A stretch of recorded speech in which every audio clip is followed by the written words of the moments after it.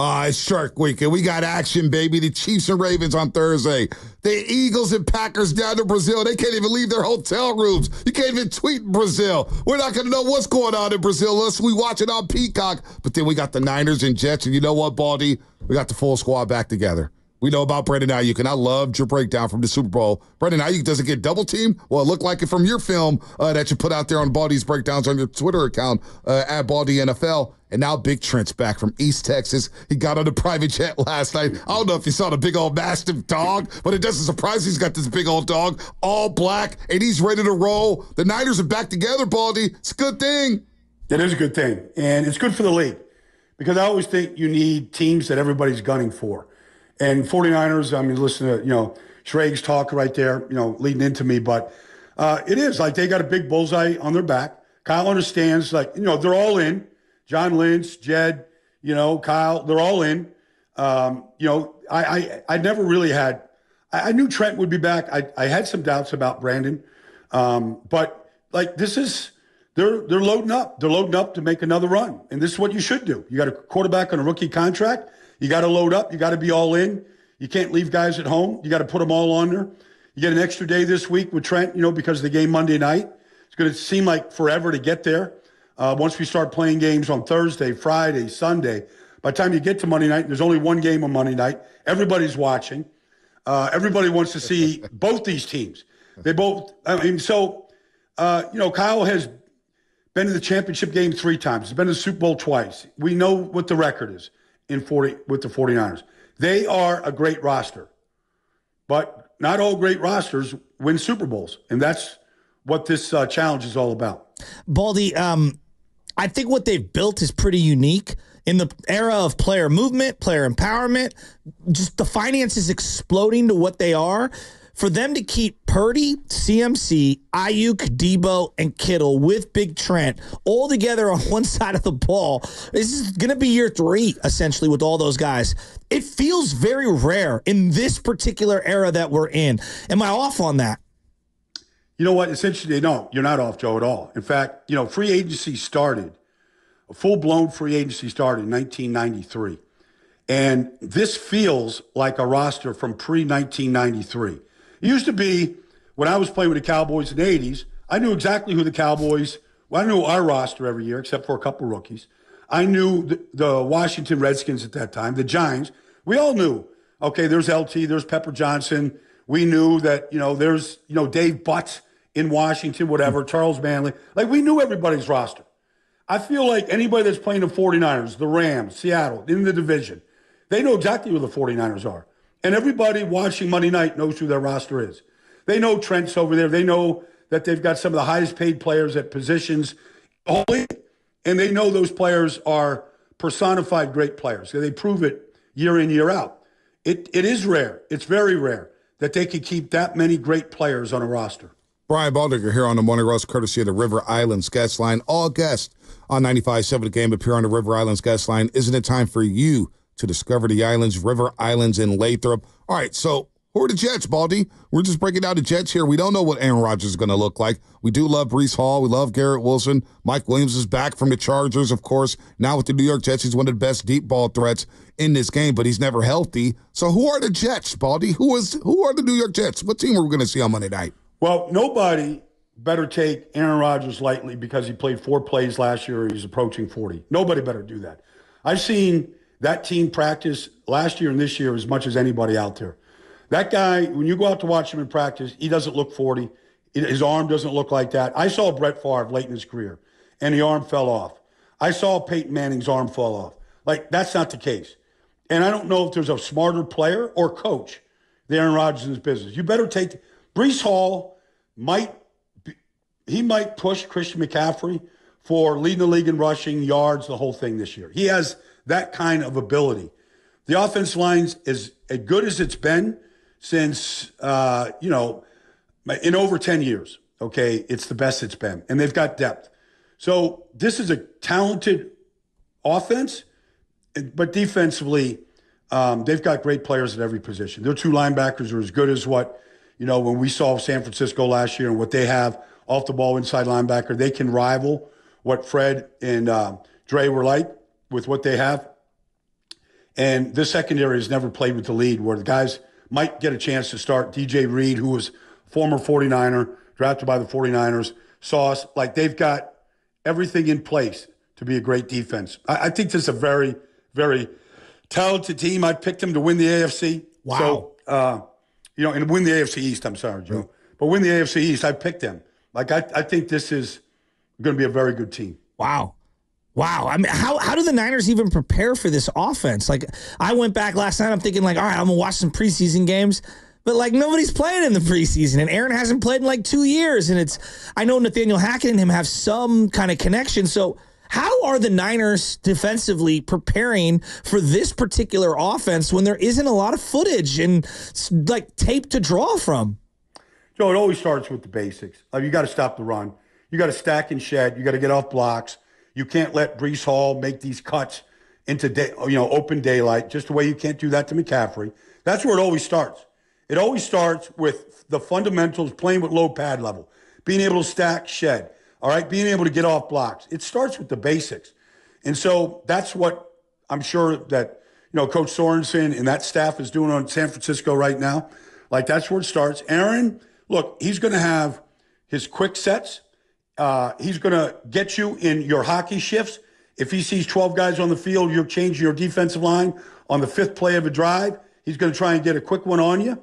If he sees that you're not lined up quickly, he's going to quick snap it. He's going to take advantage. He's going to see every single advantage he can get. His eyes are amazing. He doesn't miss. And then this Garrett Wilson, they're going to move him all over the place. But when you watch him practice, like, it doesn't look like he's the fastest player on the field, but he is the fastest player on the field. Like, his ability to go get a ball that looks like it's out of range, he just has another gear. And he can adjust as well as anybody in this business. It's going to rival anything that the 49ers have seen from the Rams over the last 3 years in Cup and in Nakua. Wow. Baldy here on the River Islands guest line on the Morning Russell on 95.7 The Game. So how do you attack this defense here? You mentioned that if they do play with the lead, they can start getting their hands on footballs there with Sauce Gardner and DJ Reed. Quinnen Williams down there in the middle. He was the same draft class with Nick Bosa. He went 3 overall. Of course, Bosa went 2 overall to the 49ers. What's the best way to attack this defense? Or are they just strong all across the board here, Baldy? No, they're strong. They're strong, and they got speed. They got very veteran players everywhere on this defense. But, look, the 49ers are built on running the football. I've broken this down many times, but they basically have 5 running plays. I'm sure Robert Saleh knows this run game as well as anybody. Heck, John Benton, he took him from San Francisco to coach his offensive line for 2 years. And now John's gone, and he's down in New Orleans now. But, he knows this run game. He knows the stretch and the counter and the wind back. There's no secret that this whole thing, play, action, pass, everything comes off of it. They know they want to attack the middle of the field. Those safeties from the Jets are going to get a chance to, let those receivers from San Francisco feel their punch in the middle of the field. I think these teams are pretty familiar with one another, even though they haven't played much. But, I would think that San Francisco, especially Trent back in there right now, they want to get this running game going. When they lost games last year to Minnesota, Cincinnati, Baltimore, they didn't run the ball well. So, I mean, that's really still the key to their success. Nothing against Brock or anybody else, but, this thing gets fueled off their running game. How does CMC get himself up to speed with no preseason? You think he's going to be okay? Or is there something they can do this week in practice? Or is he just one of those unique thoroughbreds? Joe, I worked with LaDainian Tomlinson for a long time. I think he's as good a back as I've ever seen. I played with Dickerson and Dorsett, and respect for Emmett and Walter and everybody. But I remember one year, Marty Schottenheimer was coaching the Chargers, and he put LT out there, and he pitched it to him. That's back when touchback, you get the ball to 20. And on the first play, he pitched it to LT, and he went 80 yards for a touchdown. And like LT, he laid the ball on the ground in the end zone, and he came off the field to the sideline. He didn't play another play in preseason. I kind of feel like that's McCaffrey. Like, you can have, you got to get banged up a little bit. But I feel like McCaffrey's cutting, his ability to run through contact, and his eyes, like, I don't think he needs a whole lot of work at that. I think he's going to be fresh and ready to go Monday night. Was he built to play in the Shanahan system in terms of the zone cutting, the receiving out of the backfield. I mean, I don't see what the flaw is in his game. He's a great pass protector as well. I mean, he's an outstanding player. It just feels like he was made by by Skynet. Like if this were the Terminator, like he was made by a computer to play in the Shanahan offense. Well, there's a reason why they traded for him. He gave up a lot to get him, Joe. Even after he had 2 injury-marred seasons in Carolina. Like, I think Kyle looked at him and going, this is the ultimate back in my offense. The ability to catch it like he can. The ability to run routes like he does.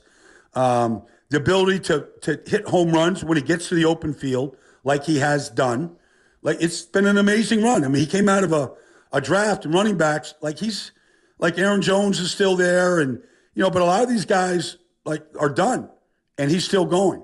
And so, look, he had over 400 touches last year.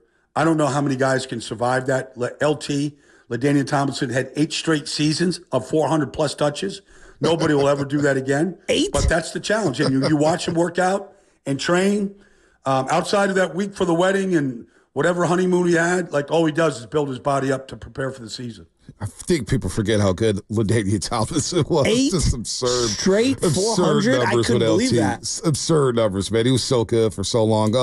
Baldy, going back to Brandon Aiyuk, who just signed a 4-year, $120 million deal with the $76 million guaranteed. Obviously, Sauce Gardner may shadow him in the pass game. But I want to go back to your video that you broke down in the Super Bowl because I think people underrated Brandon Aiyuk and his ability within this offense.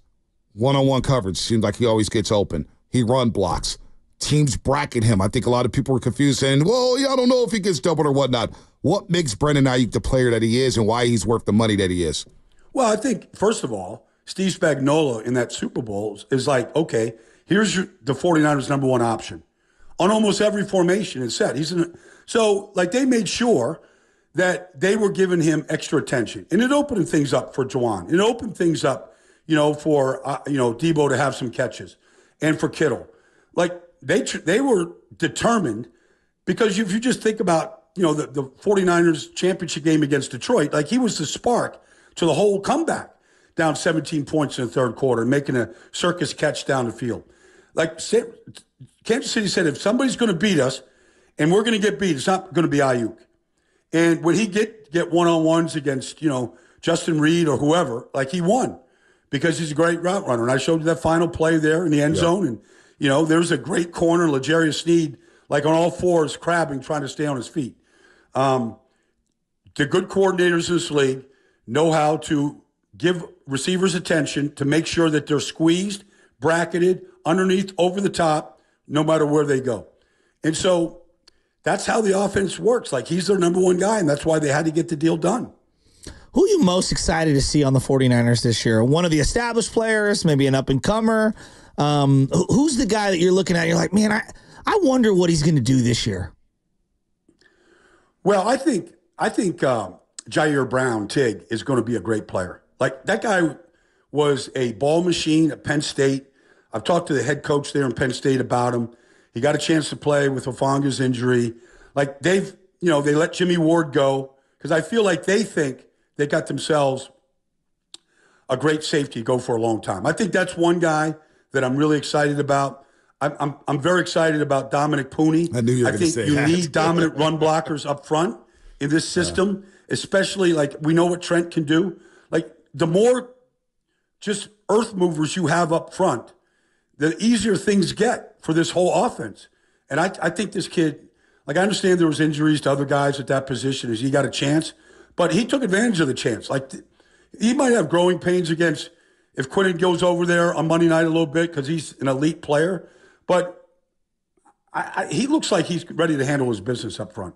Baldy, we played the sound of Peter Schrager on NFL Network, your colleague over there, and he said that, basically Shanahan has the most riding on this season. Now, I don't think Peter means it, and I don't think Shanahan's on some hot seat. Hell, the seat's not even warm. He's got a nice little recliner with his feet kicked up. He could be the head coach for the 49ers for a very long time when you consider his record 54-29 in the regular season over the last 5 years and 8-4 in the playoffs. But on this team, with all these great players and the great ownership and this great fan base, is it Shanahan who has the most riding on this season, Baldy? What, any other coach? Any other coach, any other player, anybody. It's hard for me to agree with that. The seat's hot in Dallas, for sure. just because of the history of that organization and all that. I mean, it's hot in Philadelphia. It's hot in places where expectations are high. The only reason why it would be considered hot is because of the roster that he has, and he can fully run his offense. He's got everything he needs to run his offense at the highest level. So there's great expectations. And really the expectations are what Andy Reid has been delivering in Kansas City. It's just, I mean, if Andy Reid doesn't win a Super Bowl, nobody's like batting an eye. They're like, right, they're going to be competitive. But it's just because of the roster. And they've gotten so close on a couple of occasions, including when he was a coordinator in Atlanta. They've been so close. And the fact is that you have to break through as either a quarterback or a coach to have greatness associated with you. And once you do that, they can never take it away. It always goes side by side with what you do. You know, as soon as you win it, the pressure gets right back on you to repeat. And that's just, and some teams can deliver like Kansas City did. Some teams fall along the wayside. But this is a talented roster. Everybody knows it. And it's up to Kyle to guide it right now. Baldy, we had some unfortunate news Saturday with Ricky Pearsall. Thankfully, he's okay. He's been released from the hospital. He's going to miss at least the first 4 games of the season. The rookie out of Florida. How can this impact the locker room? Positively, negatively? You know, how do players receive that type of news, man, when the teammate like that gets shot? It's unfortunate, no doubt about it, and we're just thankful that he's okay. But how's this locker room going to rally behind Ricky Pearsall? Have you been in any situation like that? I've had guys that, you know, had car accidents, missed time. Like, good teams, and the 49ers will do this, they rally around those players. And the thing that happened to him could happen to anybody, you know? And so it wasn't like it's 3 o'clock in the morning and he's in a place he shouldn't be. It's none of that. It could happen to anybody. And so he just happened to be an innocent guy. I've heard all the arguments, just give up the watch, all that. Well, nobody knows how you're going to react in any of those, because I still don't exactly know how it all went down. I'm not trying to piece this thing together. Mm-hmm. I don't want to investigate it. I feel bad for Ricky because he's missed so much time already. Yeah. Like, I feel like the bad part to him is it looked like he was just getting back on the field and getting healthy, and now you have to deal with this. And so I feel like his rookie season is slipping away. And it's too bad because he's a very talented player. The 49ers, they don't screw up these first-round picks. Like, they know what they're doing. This kid is a talented player. Like, I don't know when he's going to get on the field now and when you can count on him. But still, he's just missing more and more time. But how can it impact the locker room, Monte? I just think it just raises the awareness on everybody in the locker room that you have to be cognizant of where you're at all times. And it's not just San Francisco. This could happen anywhere. Yeah. So, you know, it's better if you're just sitting on the couch on Saturday afternoons watching, you know, some of these great college games, maybe. So many great college games. There's so many young quarterbacks I'm watching. Yep. And we'll get to that in one second. You said you got the Jets winning the AFC. These are all predictions. We know. And two-parter here, okay? One, I want your boldest NFL prediction for this year, okay? It might not come true. It probably won't, but I want the boldest. And the second one, what would it mean for the league if the Jets, who have the longest drought in North American sports for making the playoffs. I can't believe that. What would it mean if they won the division, went to the playoffs? Because I was telling Bonte, like, I think it would be cool. You know, I'm not some Jets fan by any means, but it is cool to see old man Rodgers and that team make the playoffs. I want those fans. I'm taking my buddy Jamie to the game. It's his first ever game at Levi's. He's a diehard Jets fan. Like, I don't want to see my boy. What? Why are you going to the game with a Jets fan? Because I don't want to see my boy miserable. I want to see him have a little bit of fun. Oh, this guy's the different, Jets are man. the AFC. I don't care. I want no gang green around me. No, I think it would be cool. Well, there's a couple things to the question, John. Yeah. I was a celebrity bartender the night the Red Sox won their first World Series. Oh, man. And Red Sox fans Baldy? in the bar started crying, literally crying, tears of joy. We remember when the Cubs broke through. Yeah. And they won. And, you know, you think like the curse and all this stuff, the curse of the Babe with Boston, all that stuff, it breaks. Like the Jets, I feel like I grew up in Long Island. I was a Jet fan. Right. You know, you hitchhike down to Hofstra University when you're 17 years old to go watch, practice, go watch the Sack Exchange, beat each other up. I feel like 50 odd years of just pure misery for Jet fans, like I feel like everybody has something in their life that they can relate to that for. And then look, Aaron Rodgers' greatness gets cemented. It's somewhat in doubt right now, even despite what our eyes tell us and the one Super Bowl. He wins another Super Bowl. Now, like he's a shoo-in. And now, as soon as the confetti falls, if that would happen, are you coming back? Like, that's the first question. Are you coming back to repeat? Like, how do you feel? So, like, all those things, like, happen. Joe Douglas is a great talent evaluator, the general manager. I've known Joe since he was a little area scout he's never little, but an area scout with the Ravens. Like, that guy has won a Super Bowl with Baltimore, won a Super Bowl with the Eagles. Like, his greatness gets cemented as a general manager. A lot of things break through if that can happen. Wow. Growing up in Jets, and it's great for ratings. Yeah. Let's face it. Ratings drive everything that me and you and we're doing right now. The ratings. No doubt. And you watch them, if they're in the playoff hunt in December, the Jets will be somehow, there'll be a national TV game every week all the way into the playoffs. We're just kind of discussing this where I feel like maybe they're the AFC Dallas Cowboys, where the Cowboys get all these headlines and they're the top talking point on all these debate shows all over NFL Network, all over ESPN. And the same thing with the Jets for many, many years. And the Jets haven't done a damn thing. And yet we hear about the Jets every single year. The Cowboys make the playoffs, though. Yeah, they at least make the play. Yeah, I hear you. I hear it. But the Jets are always, if there's one team that gets all the headlines, it's the Cowboys. Next on that list, you can make an argument it's the New York Jets, Baldy. Yeah, I mean, look, there's a reason why there's one game on Monday night, and it's the final game of week one, and it's against the 49ers, and it happens to be the Jets. Like, ESPN wants every eyeball that's a football fan to tune into this game. Like, these schedule makers are smart. They know exactly what they're doing. And so there's the last couple of years now, maybe you know exactly. I mean, we've always had two games on the opening Monday night game of the year. This year, they're like, we don't want any other game to dilute this game. We want every eyeball on Aaron Rodgers, Kyle Shanahan, Robert Saleh. Look, we want the star players, Sauce Gardner and Brees and the whole group. We want cameras on all these guys. My dad used to say Joe Willie Namath, wasn't the greatest quarterback ever, but what he did pushed the game forward and united, AFC, AFL, NFL, and the prediction and the way it went down and beating that Colts team and everything. We don't understand it now, but as a historian of the NFL, it was like a Larry and Magic kind of a thing where it kind of saved the league and united the league and put them at the forefront. And Joe Willie Namath is that guy because of that, right? I mean, Baldy, am I off? The AFC broke through. They hadn't won a Super Bowl. It was the third Super Bowl. Green Bay had dominated to that point, and AFC teams hadn't done that. He basically gave legitimacy to the whole AFC. Buffalo was good with Jack Kemp, and you go through all the team, John Hadle, and what they were doing with the Raiders. He broke through. I mean, he was the guy that did it, and so it was a big deal when that happened, and it was a big deal in the history of this business. You can't talk about the history of the NFL. We're in our 105th year right now, and not talk about Joe Willie Namath out of Beaver Falls, Pennsylvania, via the University of Alabama, and Bear Bryant, and not talk about the history of not mentioning that player in that game. Always wondered if he would have just decided to go to the St. Louis Cardinals or something. If he would have just said, you know what, screw the AFL, well, he never to the would have NFL. been Broadway Joe. No doubt. Sure. I know. With the mink coat, the that was hair, huge. No, the that was ads, huge. the commercials. The bar that he had. I mean, he was the man. /bar. Unbelievable. Well, when you see all these commercials that Peyton have and Patrick Mahomes have and all that, it started with Joe. Yeah. Like, Joe is the one that started, whether it was Noxema, shaving cream, whatever. Joe started.